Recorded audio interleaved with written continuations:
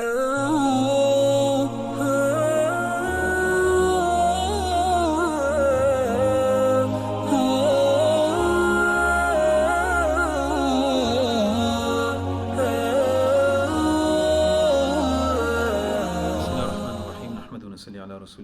last section that we read in the Muswwa, the commentary Muwatta, was regarding, we're in the middle of the chapter of Musafir, Musafir. Like, when does the safar start, for example? In conclusion was that when you exit the boundary of the city, shortening a 4 rakat salat to 2 rakat, the distance that one intends, by which, the minimum distance that you should travel before a person is considered a musafir, shortening the prayers and so forth. So this is now just continuation of some of the final masail related to musafir. The chapter, if a musafir is determined to stay 4 nights, then he should complete his prayers. So Imam Malik, who narrated from Ata al-Khurasani that he heard Sa'id al-Musayyib Rahimahullah saying, whoever intends to stay 4 nights and he's traveling, so if you intend to stay in a place 4 nights, then he should complete his prayers. Meaning technically he's not a musafir anymore. 4 nights. Yahya said, and Imam Malik said, this is the best that I've heard. According to Imam Malik, Yahya said, and also Malik said, or Yahya's quoting Malik, that this is the most beloved, the most best thing that I've heard on this issue. 4 nights, right? Shah Waliullah says, Rahimahullah, that Imam Shafi'i said that whoever intends to stay 4 nights in a place, then his journey has ended. And in Minhaj, which is one of the commentaries, one of the books of fiqh of the Shafi'is, it doesn't include the day that they're coming, arriving, and the day that they're leaving, right?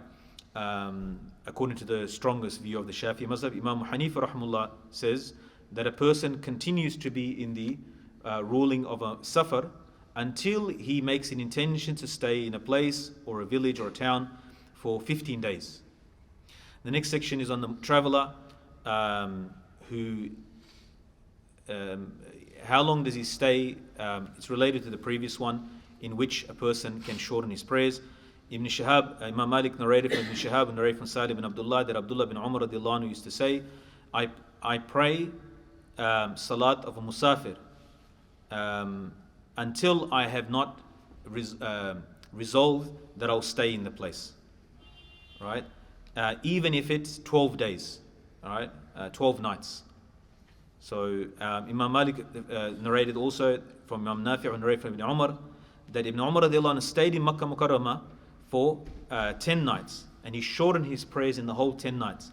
And except that when he prayed with the Imam, when he's praying by himself, or let's say he was leading the salat, then he used to shorten the prayers for the 10 nights in Makkah Mukarramah, because he lives in Madinah Munawwarra, Musafir in Makkah, right? So he used to shorten the prayers until either when he prayed by himself, or let's say he was Imam, then he used to do 2 rakat. The 4 rakat prayers were shortened. Unless he prayed behind the Imam, then you follow the Imam and you complete the prayers with him, which will come in a moment. Shah Waliullah says, Rahimahullah, this is the view of the majority of the people of knowledge, that a person will shorten the prayers as long as he is not determined iqamah. So sometimes it can happen in a journey, you don't know how long you're going to stay in a place. Like, unless you know for sure, all right, the next 3 weeks I'm staying in this city, right? Or let's say the next month I'm staying here. Then you become a muqim now for salat purposes. But sometimes it can happen, and the example is given, I think last time I mentioned Sahaba radiallahu 6 months, they're waiting for the snow to melt. Their army, when they arrived in, I think it was Azerbaijan or somewhere there, months and months, they're waiting for the snow to melt. Right? They're waiting for the snow to melt so they can cross. Right? They're camped and they're waiting. So they don't know any time they could be required to move. So it's an unknown. They have not determined to stay in that place. So it's open-ended. It could be years. It could stay for years because a person has not determined. Yes? There's a car blocking outside. Oh, is it? If they ZU810. Whereabouts is it? It's on the parking outside. Okay. If somebody's car's outside is blocking the car, but please move your car. There's somebody else coming. Maybe check with them. There's some people in the hall as well. What car is it? 810 CUZ. What type of color? Make, color, What color was can't help it, nobody can. Yeah. If you're one of those people, go out and move your car. All right. So Allah forgive you. Now they're going to sit quietly until the end because they don't want to be exposed. Sorry, apologies. But anyway, Imam Malik. So he said that if it's unknown, if the person doesn't, from this masala is extracted, if it is an undetermined time, then he will make qasr as long as he stayed. And Imam Shafi'i's students, or the Ashabu Shafi means the people from the Shafi school, the Imams of the Shafi school, they have narrated there's difference of opinion regarding this. Imam Baghawi Rahimahullah has narrated that if a person who is not determined to stay, but he extends more than 4 days, and he even extends to, he has intention to leave, then he should complete his prayer. Because he already stayed the minimum amount. He's already stayed 4 days. Right? But the other said no, that if it's unknown, even though he stayed. Do you understand the one view is he's already stayed the amount that a musafir, the leeways that's given to musafir is, whether it be like in the Hanafis 15 days, in the Shafi'is 4 days, right? He's already stayed that amount anyway, so he's already ticked it off, and then now he's no longer technically, he's no longer a musafir for shortening the prayer purposes. But the other Imam said no, as long as he hasn't determined to stay, even if like a month has passed, 6 months has passed, that he can continue shortening his prayers, except for fear or war, because Salatul Khawf is coming in the next chapter, where Salat is shortened for reasons of war. And we talked about this as well, that the ayat of Quran dealing with shortening, there's a difference of opinion whether this ayat is for shortening the prayers for safar purposes, because in the old days expedition wars they were generally fought outside of towns, so they had to travel to meet the enemy at a certain point. So there was safar and there was also khawf as well. So there's difference of opinion. Why was the salat shortened? Was it because of safar? Was it shortened because of harb, because of war? And he said that Rasulullah ﷺ shortened his prayers on the year of Fath because of the war with Hawazin for 16 or 18 days. In different narrations comes, or the Rawi thought it was 16 or 18 days. But there is another view in the Shafi madhab that more in agreements with the other Imams, right? So that it's not according to how much you've stayed, but whether you've determined to stay or not. So you're a musafir for shortening prayer purposes, as long as you haven't determined to stay at a place, no matter how long you spend. So it's an agreement with that. The next section is on salat of a traveler behind a resident, someone who's not a musafir. So muqim, musafir is a traveler. And the musafir, as we mentioned in the previous session, I think it's before I went over 2 months ago, if you remember. So musafir, we're talking about a specific type of musafir, a technical musafir, a fiqhi musafir, that the one who can travel such a distance that he can shorten his prayers. If you go to the linguistic literal meaning, everybody's a musafir. If I come from my house 5 minutes away here, I'm doing a safar. But it doesn't mean, this is a musafir that travels a certain distance or time, extensive period of time and distance. And a muqim is the opposite of that, is a resident. So we are all, I guess, pretty much, unless I don't know anybody here, but nearly all of us are muqims as jamaat here, so they'll be musafir, I guess. Unless you've made intention for 15 din, 1 month ki intention, Melbourne ki, so you muqim ban. Why did you make the intention? No. I'm looking for, so for 1 month, they're here for 1 month. They made intention to be there from overseas, they're here for 1 month, but they made intention to stay 1 month in Melbourne. They know how long they're staying, so they become, even though they're moving in Melbourne, but they're in one town, Qarya, in one Medina, they're staying, so they are a muqim. So muqim so they become muqims. The rest of us that live here, we also muqims, or is the opposite of musafir in this bab. Imam Malik narrated from Nafi, who narrated from Abdullah bin Umar, that he used to pray behind the Imam in Mina 4. And then when he prayed by himself, he prayed 2. Remember again, Ibn Umar radiallahu anhu. Why Ibn Umar radiallahu anhu? Why does it matter? And this is very important to the Maliki school, Imam Malik rahmatullah alayhi, and for the Muslims in general. Ibn Umar radiallahu anhu is that Sahabi who's known for his extreme istiqamah. Right?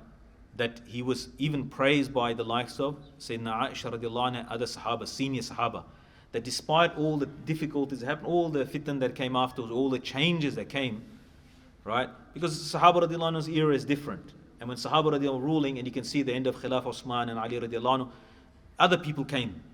They were not Sahaba. They didn't see Rasulullah sallallahu alaihi wasallam. So whatever baggage they had, they brought in. And there was weakness. A weakness had to come in. They were never going to be like the people, the new people that would come. They're never going to be people like they were with Rasulullah sallallahu alaihi wasallam, got direct tarbiyah of Rasulullah sallallahu alaihi wasallam. So when, but despite all the changes, we're talking about 50, 60, like half a century, that despite all that, he was known and observed by the other Sahaba radiallahu anhu, vouched for, certified, words that we like to use, that he was certified as a person who did not deviate in any shape or form. So when he was doing something, it's not just like, of course he's not Rasulullah, but he's known for everything that he did. He's very thorough and detailed in imitating Rasulullah sallallahu alaihi wasallam. So his actions are not just like the actions of anybody. Usually he provides an explanation of what he said and done. So Imam Nafi' narrated, this is considered the greatest, strongest chain in Hadith. Imam Malik narrated for Imam Nafi', the freed slave Abdullah bin Umar, that Abdullah bin Umar used to pray behind the Imam in Mina, right? And then, I'll give you an example, like why the amal of an alim is not a dalil, generally, right? The amal of an alim generally is not a proof in Islam. But there's one people that are exempted in this, in the sense that they are not treated like everybody else, which is the companion ashab of Nabi sallallahu alaihi wasallam, because they are a product of Rasulullah's training, direct tarbiyah of Rasulullah sallallahu alaihi wasallam. They're in their own class. That's why in Hadith sciences, every rawi is checked. He's telling the truth, telling a lie. He's got a good memory, he's got a bad memory. But there's only one category of people that is not critiqued, because they will not narrate anything unless they were 100% sure it was from Rasulullah. They say, Kullu sahaba adul. Like we say, every sahabi is upright. And it's not just Rasulullah, some vouch for them, or we are vouching, or we're saying. Allah subhanahu wa ta'ala in the Quran, in so many places, has vouched for them, for their diyana, for their religiosity, for their taqwa, for their ikhlas. And the biggest stamp is Allah radiallahu anhu wa radu anhu, that Allah gave him, that He's happy with these people. So just to distinguish, so that like Imam Sahib does something, Imam did this, like who's Imam? Like he's just like one of you, just happened to be the one leading the salat. So this is why, like my grandfather, my mother's father, he was an alim, he was an Imam.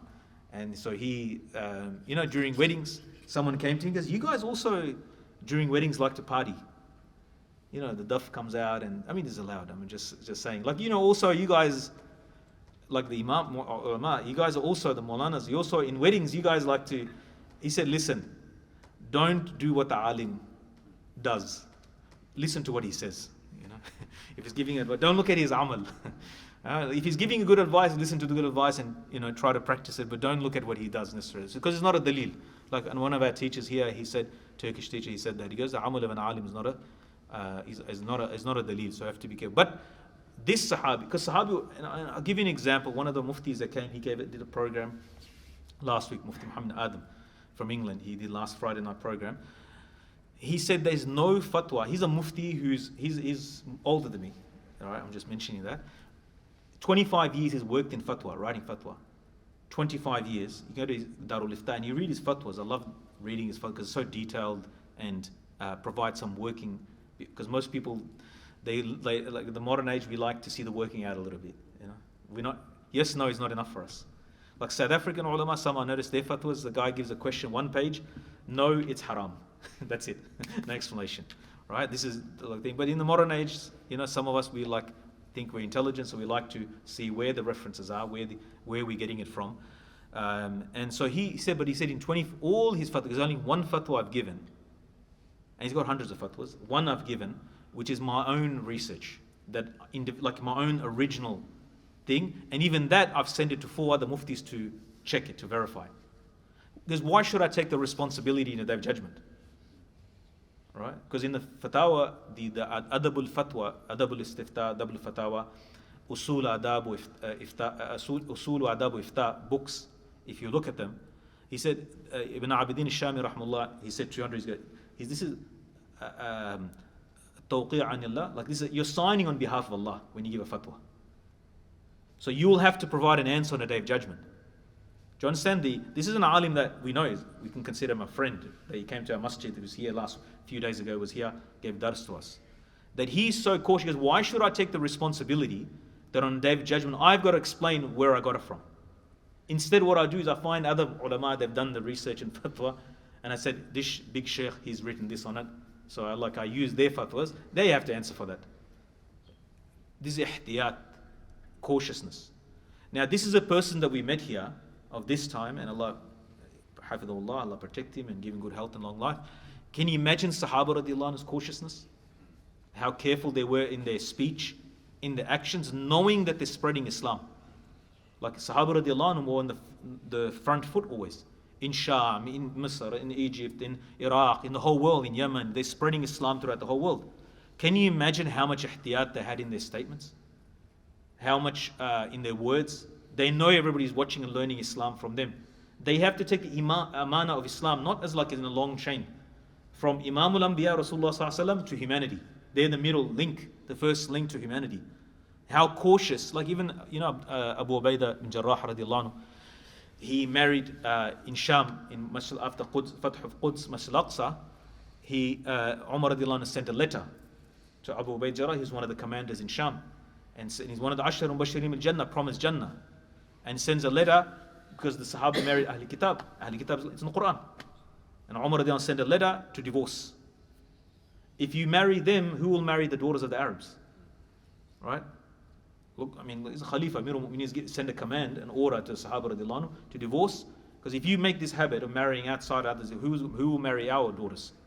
So when he sent this, it's Abu Ubaidah bin Jarrah radiallahu anhu, he waited a few days. And then he divorced.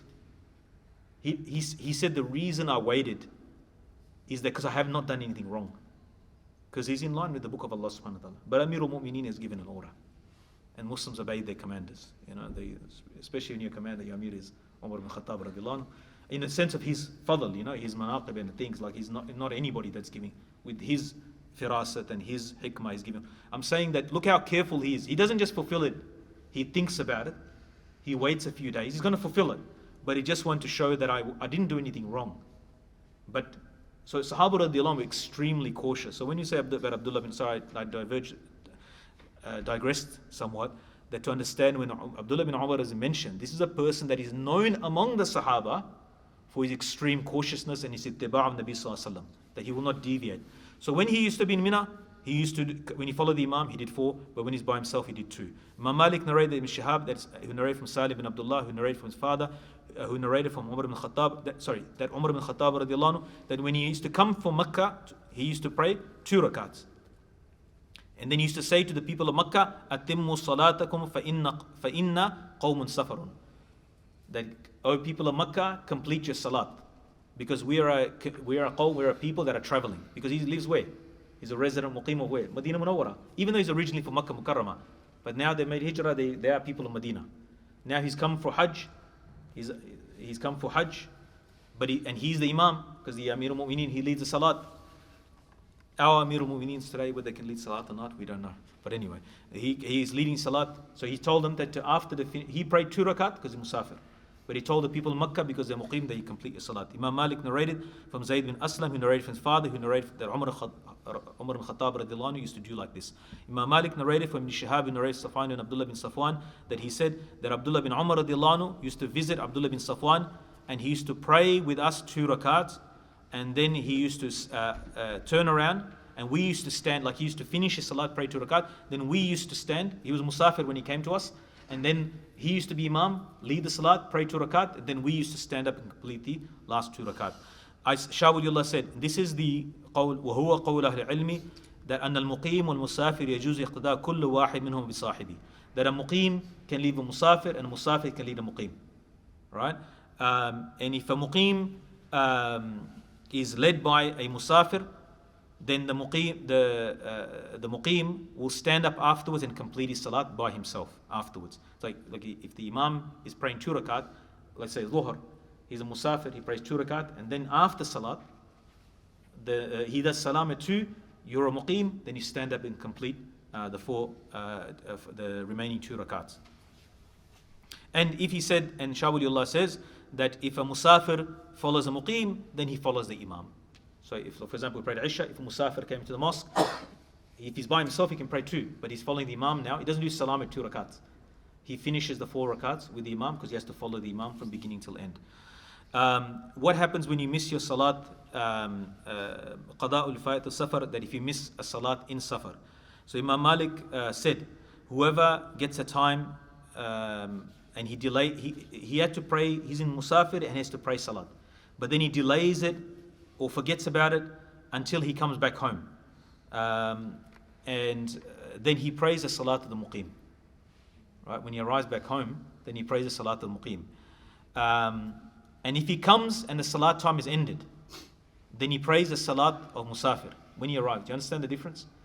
If he's arriving back, he's musafir, zuhr time is entered, and he enters Melbourne. This is our city, so he enters Melbourne. Now he's muqim.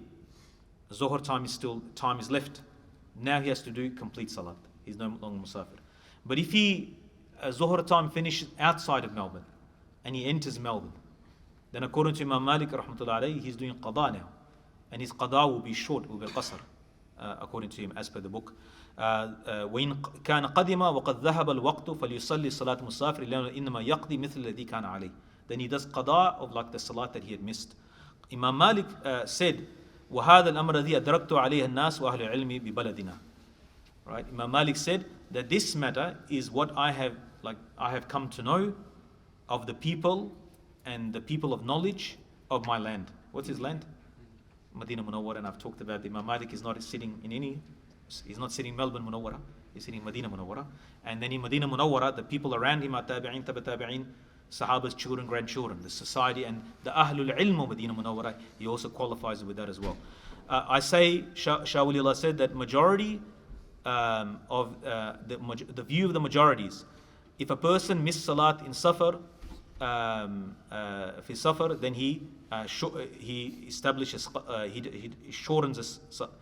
If he misses in hadar and he travels, then he has completed even though he's in safar. And this is the view of Imam Shafi'i rahimahullah. And there's another view according to the Shafi'is that if he does a qada in safar, then he does like salat of safar. Don't miss your salat. Anyway, then you call me and I'll send you this. The chapter on, and just we're finishing the last. No, I think we'll have to do it next week, inshallah. I thought I almost finished, but I was hoping to finish the safar one today, but may Allah subhanahu wa ta'ala give us understanding, and we'll complete it next week, inshallah. Allah give us understanding, tawfiq to practice.